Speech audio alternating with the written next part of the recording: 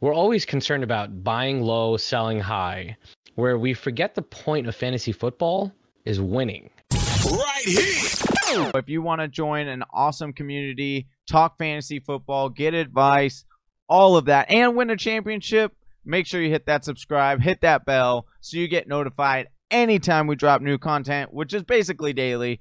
So let's get you to that matchup. Let's win you this week.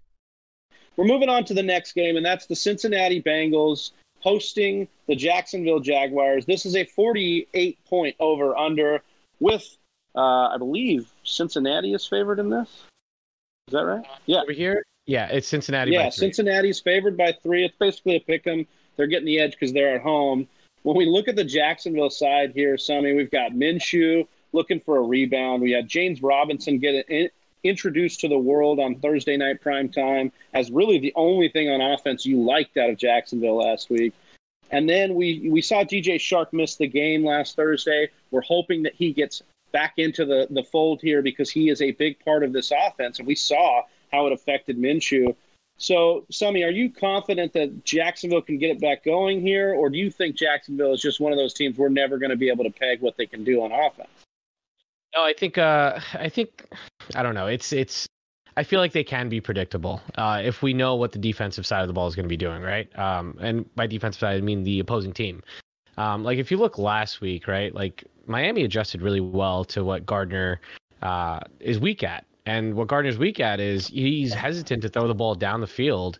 And if his pass catchers are covered, he's not going to throw into tight coverage. And he's going to scramble and he's going to take sacks. So we saw that kind of come into play last week against Miami.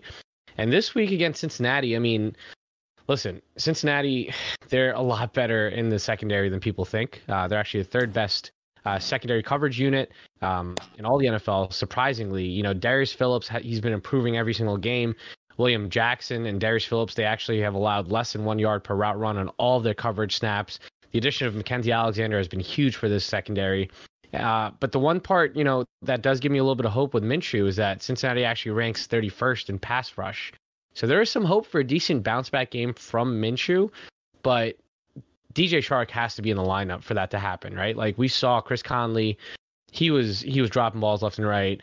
The chemistry is just not there between him and Gardner. So I think if Chris Conley plays, Gardner is like a fringe streaming option. I wouldn't drop him because his schedule does, you know, it gets easier as the coming weeks come with Houston, Detroit, and then a bye, and then Chargers after that. So not the toughest of schedules, but this week I do feel like it might be a continuation of last week where he might disappoint. So I wouldn't recommend him as a streamer if DJ Chark is out. So that's the big caveat here. Chark's out, you can't really roll with Minshew, but if he's in, you like firing him up here. Yeah, I wouldn't call it firing it up. I'd call it tempering expectations and slowly dipping your toe in the water. You know, seeing if it's warm. Fair enough. Maybe more water than fire in this one. Going on the other side of the ball, we've got the Cincinnati Bengals. They're the home team here. And we've got Joe Burrow, Big D Joe, out there slinging the ball around. Just pass attempts out the wazoo here. We've got Joe Mixon, and the concern with Joe Mixon is real between those that have him, but he is still seeing somewhat bell cow usage within this offense. And then you've got the pass catchers, which is just kind of a jumbled mix of A.J. Green's volume but not being very good, Tyler Boyd needing garbage time to really make your games, and then T. Higgins coming alive last week. Sammy, is there anything you can peg down here? Are you excited about the Bengals? Yeah, listen, I'm excited for the Bengals. Joe Burrow looks legit. I like him a lot for this franchise. And, you know, we'll cover the Bengals right now, and then we'll go back to the Jacksonville skill position, like running backs and wide receivers as well. We'll give you guys some start-sit advice on those guys as well. But with Joe Burrow, I mean, listen, he's on pace to be the second most sacked quarterback behind David Carr. He's on pace for 75 sacks. David Carr got sacked 76 times. So that's also dangerous. I mean, for a development of a young QB, we expected this O-line to be a little bit more improved, but, you know, I truly believe sacks are a QB stat, so I think that'll improve. I mean, last week, if you look, Philly sacked him, I think, 8 times last week. Yeah. That's no surprise because Philly's actually ranked second in terms of pass rush right behind Pittsburgh. You know, they have Fletcher Cox. They have all those. They have that big D-line over there. So if Joe Burrow can have a little bit more pocket awareness and kind of avoid some of these sacks, I think he's just going to continue to keep getting better. He's QB 10 on the season right now, averaging 21 points per game. Jacksonville allows the 6th most fantasy points to QBs at 22.8. So I think he's an excellent streaming option this week. And I think, he's not even a streamer. I think you can start him every week. His passing volume is going to sustain. Owned in 71% of Yahoo leagues. Are you firing up Joe Burrow with more confidence than Gardner Minshew? Because I know Minshew was one of your favorite late round guys.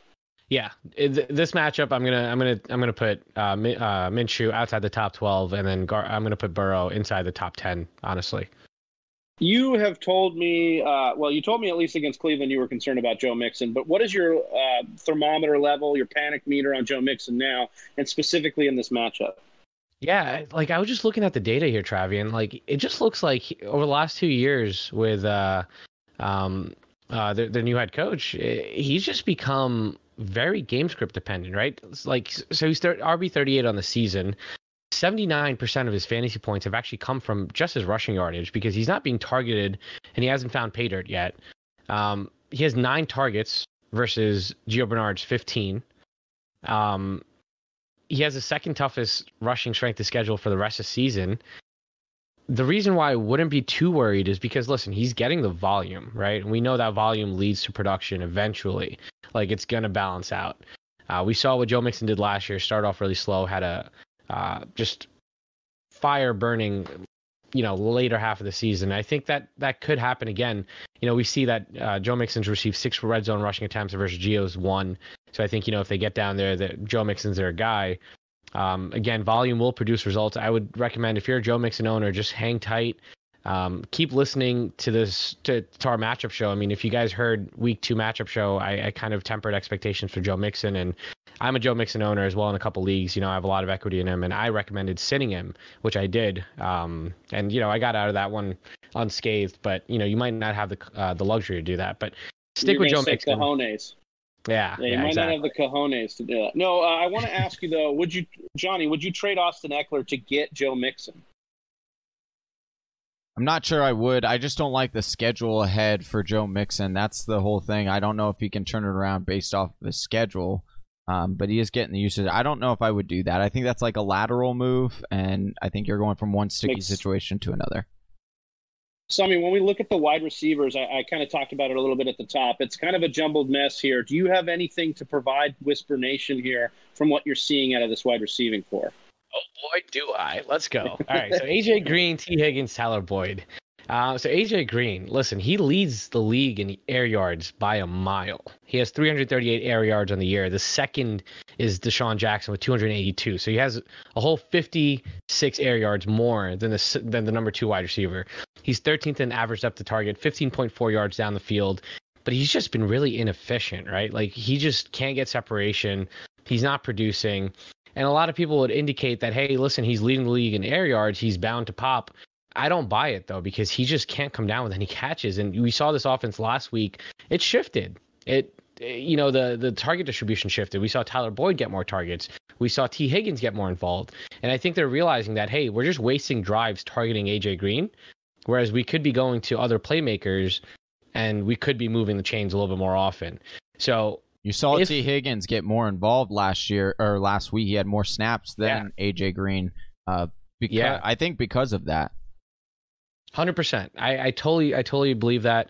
And I think, Tyler Boyd as well. If you look, I'll go into his target distribution in a second. But listen, with AJ Green, if you can sell him, if you have someone in your league that's still high on him, that still expects a bounce back, sell him now. You don't want this headache for the rest of the year. All right. I know there's a voluminous passing attack, but I want nothing to do with a post 30-year-old wide receiver who's had nothing but injuries for the last 2 years, and he hasn't played football in a year and a half, 2 years, and it's just it's showing on the field. And on top of that, if he can't produce against Trey Herndon this week, the sell window is going to close shut, and you won't be able to get anything for him in return. As far as Tyler Boyd goes, Johnny, to speak to your point. So Tyler Boyd last week, he saw 13 targets on 44 attempts. But the reason I was concerned for him in week 2 is because on 61 attempts, he only saw 8 targets, and 13 of them went to AJ Green, So I think this offense learned, hey, we need to target Tyler Boyd a little bit more. So that's encouraging to see. And I think that continues. And especially this week, he's going up against DJ Hayden in the slot. DJ Hayden has led up 92% catch percentage, which is second most amongst cornerbacks with 30 or more coverage snaps. DJ Hayden's also led up 2.17 yards per route run, which is fifth most amongst all cornerbacks and third most amongst all nickel cornerbacks. So really juicy matchup with Tyler Boyd this week. And then T. Higgins as well. I think the breakout is real. I think T. Higgins was one of the most pro-ready prospects coming out in this wide receiver class. And, we see that translating to the field. He's second on the team amongst the wide receivers in red zone targets with 4 of them. He saw 3 of them last week and he converted 2. So we see this guy, he can make plays, and I think they're going to continue to trust him, and he's going to continue to get more involved. I love him as a waiver wire target this week to replace AJ Green. Are you starting any of these guys with confidence, Sammy? Tyler Boyd, 100%. Okay. And then on the wide receiving core for the Jacksonville Jaguars, I did just want to go back so you get one run through here quickly of that wide receiving core for Jacksonville. Yeah, so Jacksonville, Cincinnati's allowed the third least fantasy points to wide receivers, 22.7 per game. And again, I said it at the top of this matchup breakdown, Cincinnati actually ranks third best in terms of pass coverage unit. DJ Chark, if he's healthy, you're starting him. You just have to. His draft capital warrants it. That's without a question. Keelan Cole, however, he was disappointing last week. So some people might be considering like, hey, do I drop this guy? I picked him up off of waivers. Is he worth me keeping him on my team? I would say, yeah. Don't drop him just yet. He has the softest matchup amongst all the Jacksonville wide receivers this week against Mackenzie Alexander. And I think this is a game where, he could bounce back a little bit. Just to kind of speak to Mackenzie Alexander, the nickel cornerback there in the slot, he's allowed 86% catch percentage. He's allowed 1.47 yards per route run, which is 9th most amongst all slot cornerbacks. So I like Keelan Cole this week. And if Chark is back this week, Conley, Chris Conley, he goes back to irrelevance. I'm not looking to start him, especially after last week. Laviska Shenault, though, he's interesting because he's second amongst Jacksonville wide receivers in terms of snap percentage. His role is growing. His targets have been increasing. And, this might not be the best spot for him this week, but I think he's definitely a hold. Hang on to him. I think he's going to continue to get more involved, especially with those rushing attempts. If he starts getting some goal line rushing attempts, that's going to be really juicy. Johnny, do you agree with Summy and on a lot of fantasy football Twitter that James Robinson is locked into your lineup, especially this week? Yeah, I definitely. Johnny's a believer now. Well, it's not. I never said I wasn't a believer in his talent. I think he's a good talent, but I do see that this is his workload. He had the best game last week. That's the best game. I would trade him, and that's my honest opinion. His next 3 weeks are great. He has a great matchup. Houston, Detroit, and then the LA Chargers. Those are great games, but then after that it gets real brutal, and you're adding players as well onto that, and so I would trade him now while the stove is hot. That's right. I just wanted to kind of just really quickly just bring this up because I saw this on Twitter. This is a really interesting conversation I think we need to have with our listeners as well. We're always concerned about buying low, selling high, where we forget the point of fantasy football is winning.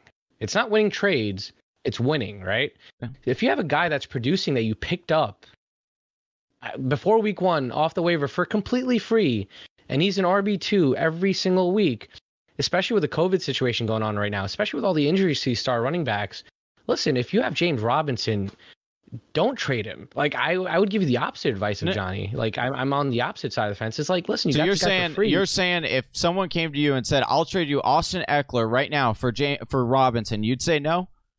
Well, that depends, right? Well, no. So that's what we're throwing out. That's what we have to say. We have to say they're not getting nothing. I'm not saying go and give them away. It's saying that like people are going to legit say that this guy has been performing. He's an RB1 right now, an RB2.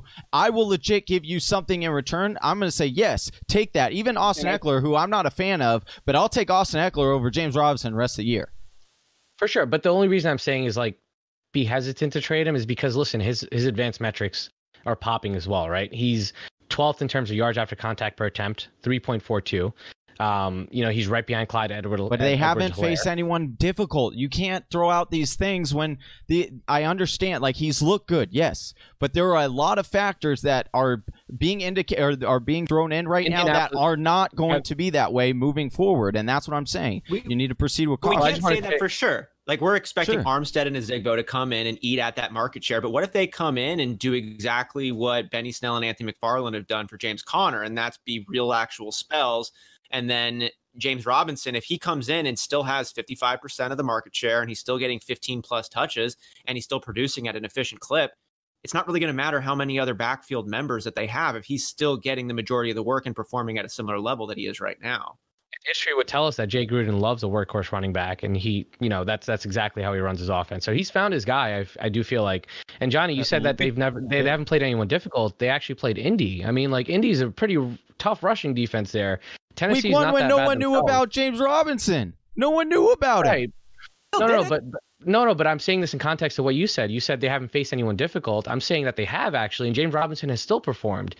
Listen, at the same time. Wait, hold on. But then if you really want to bring that up, you're saying the reason he played so well, he got 100% of the snaps. Did he get 100% of the snaps last week? How about the week before? No. The answer is no. And so he's a diminishing product. He's a diminishing product who hasn't faced the most difficult schedule yet. And then you're saying don't trade him because you got him for free, when I can tell you that people are saying, hey, I got offered Austin Eckler for James Robinson. Do I do it? Hey, if I got offered Chris Carson for James Robinson, would you do that? Yes, I would. Like, of course I'm not going to give him. It all depends on context there. I mean, listen, if you're getting a Chris Carson, I would take Chris Carson over James Robinson for sure. Yeah, and I think to both your guys' point, you're both right in a sense here, right? Like somebody's just saying don't overreact and trade all the way.